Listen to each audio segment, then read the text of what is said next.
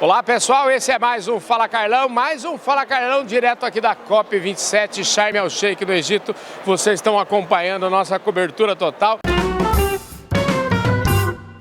Já estamos no meio da segunda semana, gente do céu, estou trabalhando uma barbaridade aqui, mas Deus tem ajudado muito, só tem prateleira de cima aqui, o pessoal do Brasil veio em peso, o caso aqui agora do Antônio Carlos Costa, que eu conheci lá no COSAG, mas hoje ele é o superintendente, um dos superintendentes lá da Fiesp, cuida de agronegócios, cuida de comércio exterior e cuida também de desenvolvimento sustentável. Se eu não errei, eu vou pedir para você corrigir tudo que eu falei aqui e mandar a bala, viu, Antônio Carlos? Obrigado. Obrigado você, muito bacana essa oportunidade de estar falando contigo, e é isso mesmo, você acertou, são essas três áreas, e são três áreas que têm uma interação muito grande com tudo que está acontecendo aqui essa semana. Pois é, o pessoal lá do Brasil está acompanhando direto o nosso trabalho aqui, a turma está, eu quero agradecer aqui de público as dezenas de mensagens que eu tenho recebido. Recebi uma agora de manhã aqui do ministro Roberto Rodrigues dizendo que que ele está acompanhando todo o nosso trabalho lá e que a coisa está indo bem, viu? Então eu fiquei muito feliz com isso, viu? Parabéns, Carlão, é para ficar feliz mesmo. De novo, tem muita coisa acontecendo e muita coisa acontecendo que impacta nessas três vertentes aí, né? Do agronegócio, do desenvolvimento sustentável, do comércio exterior. A gente estava falando um pouquinho disso agora antes, né? Um dos temas aí muito debatidos agora, por exemplo, tudo que se acorda aqui, tudo que se negocia aqui, viram compromissos nacionais que os países vão ter que implementar. Fala que acordou aqui vira dívida, né? Tem que cumprir, né? Acordou aqui vira dívida, e essa dívida ela tem consequência direta sobre os setores produtivos no Brasil, seja a indústria, seja agronegócio como um todo, tanto do lado brasileiro quanto do lado dos nossos parceiros comerciais, né? Então, um dos temas que hoje está sendo muito debatido aqui é a nova lei de desmatamento da União Europeia, por exemplo, né? Uma lei polêmica, uma lei que atravessa, por exemplo, a legislação brasileira, quando ela impõe um desmatamento zero para o Brasil, né? Não é só um desmatamento ilegal. E isso traz consequência direta. A gente, nos nossos cálculos lá na Fiesp, 78% das nossas exportações para a União Europeia, do agronegócio, estão cobertas por essa nova normativa europeia. Tem alguma coisa no mesmo sentido sendo discutido no Congresso dos Estados Unidos. Então, de novo, Carlão, são compromissos internacionais, traçados aqui muitas vezes no âmbito multilateral, com grandes metas, às vezes abstratas, e que nos países ali de origem viram metas concretas e que com potencial impacto nas relações de comércio entre as nações, né?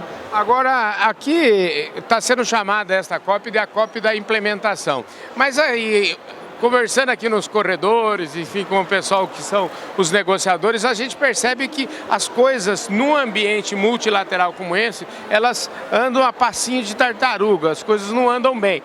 E muito se cobra, e pelo menos nós lá no Brasil, os países, digamos, os ditos subdesenvolvidos, né, que onde está o compromisso dos países ricos que, desde o Acordo de Paris, o dinheiro que é bom não veio, né? Essa questão do dinheiro é importante, a gente esperava um avanço nesse capítulo de financiamento. E aí, Carlão, aquela coisa, né? Você tem uma negociação que acaba sendo um pouco um jogo de empurra, né? Uhum. Então, nos casos dos países desenvolvidos, a Europa, por exemplo, que tem um papel importante no financiamento, ela acaba fazendo uma conta contábil e ela coloca aí, por exemplo, o financiamento que ela faz para essa área como uma contribuição no âmbito multilateral, quer dizer, mas não é disso que a gente está falando aqui, a gente está falando aqui de dinheiro a fundo perdido mesmo, para mitigação, para adaptação, etc. E esse dinheiro até agora não apareceu na mesa de forma concreta. Mas enfim, de novo, é um jogo de interesse. Por outro lado, tem uma pressão da opinião pública internacional para que exista um avanço e para que avanços possam acontecer. É uma COP que até esse momento ela está um pouco mais fria do que as outras, né? Então a gente pega lá o artigo 6, 6.2, 6.4, que fala da criação do mercado global de carbono. Tem sido feita muita coisa, é um avanço técnico na implementação de novo.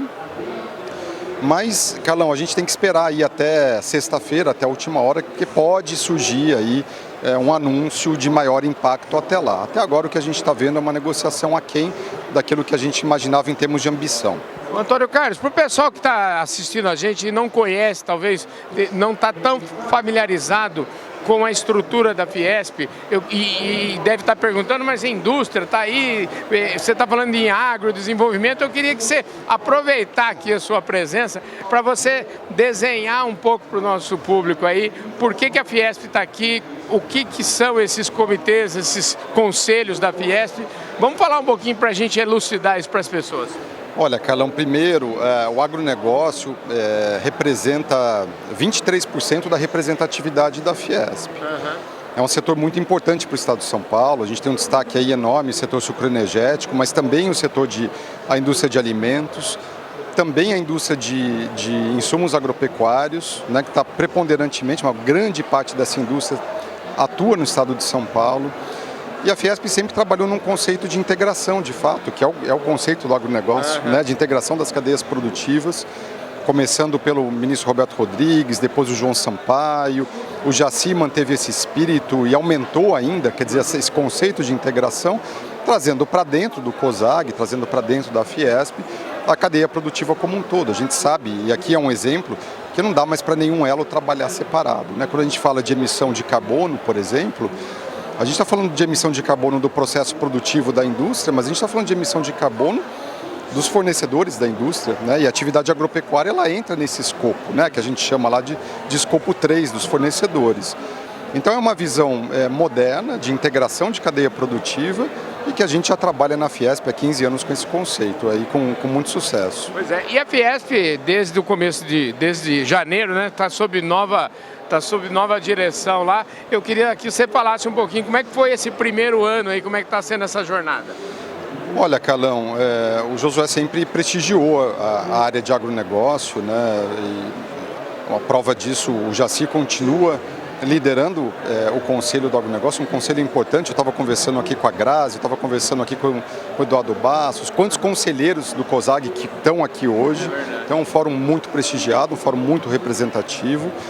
Então o Jaci continuou dando essa contribuição importante para a Fiesp, assim como o Roberto Bittencourt no departamento, enfim, as áreas de desenvolvimento sustentável, de comércio exterior. Entendo assim, a parte técnica da Fiesp é uma parte que é uma área que foi muito valorizada ao longo dos anos, né?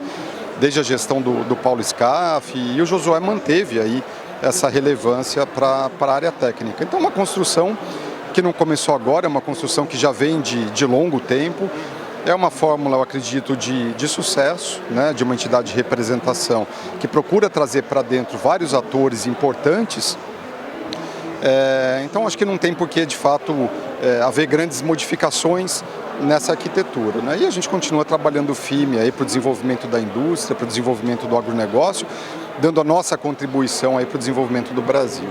Ô, Antônio Carlos, você não vai escapar de ter que falar um pouquinho de você aqui, viu? Porque aqui no Fala Carlão, todo mundo quer saber quem é esse moço, quem é esse rapaz aí que é tão jovem, já é superintendente lá da Fiesp. Me conta um pouquinho de você. Você vem da onde? Como é que é a sua história? Bom, Carlão, eu sou muito ligado ao agro, né? A minha família é uma família de produtores, sou engenheiro agrônomo. Ah, é? Onde você formou? Eu me formei na Unesp em Jabuticabal, fui aluno do Roberto Rodrigues, o professor Roberto. O professor Roberto, a gente brinca ali, eu cheguei lá o primeiro dia de aula, já me falaram, você vai ter aula com o Roberto Rodrigues. E de fato foi aquela coisa espetacular, aquele anfiteatro da Unesp lotadíssimo para ver o Roberto falar. Então o Roberto me inspirou, fui estagiário dele, depois fui trabalhar com ele no Ministério da Agricultura, né, na área internacional, fui diretor da área internacional do Ministério da Agricultura, quando os acordos comerciais estavam a milhão, né, a ALCA, Mercosul, União Europeia, rodada Doha, toda a parte de administração do Mercosul, então foi uma agenda muito intensa. E depois fui para a Fiesp, enfim, onde eu estou até hoje, muito feliz, muito satisfeito de trabalhar numa entidade como essa. Olha só, você vê só, gente, eu estou gravando aqui na COP a segunda entrevista do dia, é o segundo entrevistado do dia que estudou na Unesp de Jaboticabal. Eu acabei de conversar agora, gravei um programa com o Guilherme Coelho, que é presidente da Abra Frutas, e ele estudou lá em Jaboticabal também, rapaz. Muito legal isso aí. A Jaboticabal tem marcado presença aqui na COP, somos vários aqui, né? E é uma alegria muito grande encontrar assim, um pessoal de lá, um pessoal que estudou lá, que hoje está atuando no Brasil, fora do Brasil, aí com muito sucesso. Você falou que sua família de produtor aonde? Interior de São Paulo? Interior de São Paulo, então a gente produz ali em Brodowski, pertinho de Ribeirão Preto. Café, a gente ainda resiste ali bravamente com café, cana, evidentemente. E agora estou com um projeto com a minha esposa, Cecília, que também é agrônoma, conheci lá na Unesp em Jabuticabal, a gente está junto há mais de 20 anos. E produzindo abacate, Hass, para exportar para a União Europeia. Por isso que essa discussão toda ela é muito importante, porque ela pega desde a fruticultura até grãos, enfim, é uma discussão muito ampla aqui. Então tem uma importância para o Brasil, tem uma importância para o agro brasileiro muito central. Pois é, e eu tô com esse negócio fresquinho, né? Porque eu falei com o presidente da Abrafrutas e o mais legal é que nesse quesito das frutas a gente tem um caminho gigantesco pela frente, porque a gente ainda é bem pequenininho. Segundo o presidente da Abrafrutas, nós somos o terceiro maior produtor, mas só o 27º exportador, né? Carlão, a gente tem um caminho para frutas assim imenso, né? A integração comercial ela passa a ser muito importante para isso, ampliar nossa rede de acordos, fazer amarrações sanitárias e fitossanitárias que permitam acesso, porque às vezes a gente tem barreiras. Os produtos alimentares no mundo inteiro eles são muito protegidos, né? É um setor mais sensível, é um setor que emprega muito, em outros países também.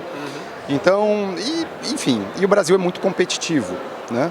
Então a barreira que a gente encontra tarifária ela é muito grande, mas às vezes não é nem tarifária a questão, às vezes é uma negociação sanitária, uma negociação fitossanitária que permite o acesso do produto brasileiro, como a fruta, por exemplo, em mercados relevantes como a China, como os Estados Unidos, União Europeia, etc. Então eu acho que assim, uma coisa importante aí, um novo governo vai começar, que se tenha atenção para essa rede de acordos, para que a gente possa avançar, um deles aí, Mercosul, União Europeia, que está acordado, né? Falta agora, enfim, a gente está nos últimos momentos aí de um ajuste, né? Talvez tenha uma side letter aí, uma carta aí paralela do ponto de vista de sustentabilidade, mas acho que tudo isso são questões que a gente consegue transpor para que a gente possa efetivamente avançar em um acordo como esse. Mas esse é um dos potenciais que a gente tem de avanço. Antônio Carlos, você está confiante no Brasil? Eu estou sempre confiante no Brasil, Carlão. Não tem como não estar confiante no Brasil atuando no agronegócio, né? O agronegócio tem sido e sempre foi um vetor importante de crescimento econômico, de atração de divisas para o país, de abertura de mercados, diversificação de mercados. Então, quando a gente fala de Brasil aqui, o pessoal fala de futebol, mas fala muito de agronegócio também. Eu fiz essa pergunta até porque a gente sabe que, como o negócio vai muito bem, os governos costumam olhar e querer, de repente, mexer em algumas coisas, mexer no que está quieto, mexer no que está ganhando. Carlão, eu acho que o que você está falando aí mais especificamente em relação à taxação de exportação, eu acho que assim, todos os exemplos que a gente teve em relação à taxação de exportação no mundo, eles foram muito mal sucedidos. Então, se a gente pegar o caso da Argentina, por exemplo, lá no governo Kirchner, em 2006, a Argentina começa uma política de retenções maior ali na carne bovina, porque a inflação de carne bovina estava explodindo. O que aconteceu ali, a Argentina naquela época era a terceira maior exportadora global de carne bovina. Aí fecha um ciclo pecuário, 4 anos depois, a Argentina passa para 12º. Foi um desastre. Foi um desastre. O desastre continua lá, né? Se a gente olhar para eles, eu estive lá agora em julho, exato. O desastre continua. Exato. E aí você desestrutura toda a cadeia produtiva, você gera ineficiência e o que acontece é aumento de preço, inflação de alimentos, né? Então eu tenho certeza, Carlão, que o bom senso vai prevalecer. Não acredito que o novo governo vá por esse caminho, porque a gente entende que, do ponto de vista da lógica econômica, isso não faz sentido. Então, certamente, o bom senso vai prevalecer. A gente está muito confiante em relação a isso. Maravilha, olha, é por isso que eu perguntei, eu queria ouvir a opinião dele. Eu respiro aliviado, como muitos que estão assistindo devem estar respirando também. Querido, obrigado pela sua participação aqui, viu? Carlão, eu que agradeço a oportunidade, muito feliz em estar aqui com você e poder ter esse bate-papo informal contigo. Maravilha. É isso aí, gente. Esse foi mais um Fala Carlão, direto aqui da COP27. Conversei com o Antônio Carlos Costa, que é superintendente da Fiesp. E, gente do céu, quero agradecer a Syngenta que está comigo, agradecer Grupo Public, agradecer Plataforma Agro Revenda. Muito obrigado pelo apoio de todos vocês e a gente volta no nosso próximo programa. Valeu, gente. Fui!